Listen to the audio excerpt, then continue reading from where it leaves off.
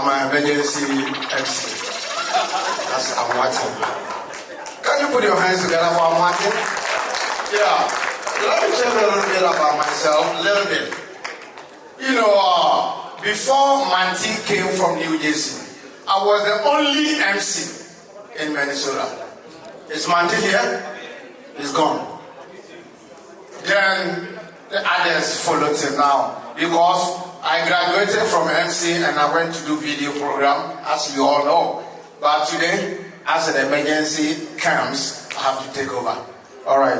Thank you, Mr. Boa. At this point, there's a gentleman here that we all need to hear his voice. And we'll give him about 3 minutes to say what he has for us. Mr.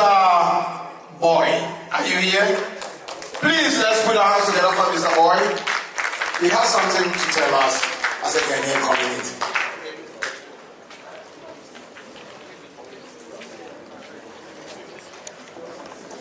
First, to the Queen, congratulations on your honor. It's truly my honor to be here in the midst of your celebration.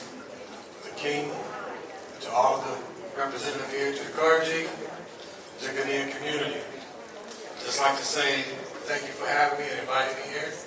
If you didn't know, I'm an African American. And I'm saying that because there's a lot of conversations about Africans and African Americans.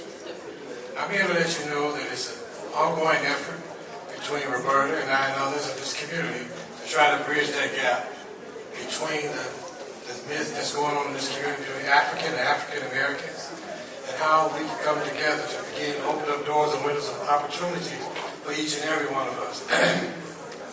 I just want to share a little bit about being an African American. How many know what African American means? Let me see a show of hands what African American means. African American means, for those that don't know or don't want to raise your hand, it simply means that these are Africans who are partially and or totally part of any part of Africa. Any part of Africa. So, being an African American, it means that I'm from Africa to some degree. However, to whatever degree that means, that we don't learn about our history and learn about where we come from, because we're that much not different from one another.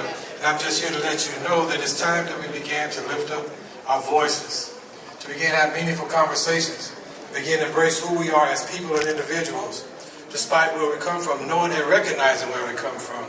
There's an opportunity that's being created for African Americans to come back home. And I'm looking forward for that trip. Those that don't know me, I'm a city council member for the city of Brooklyn Park. I'm the first African American to serve on this city council in over 150 years.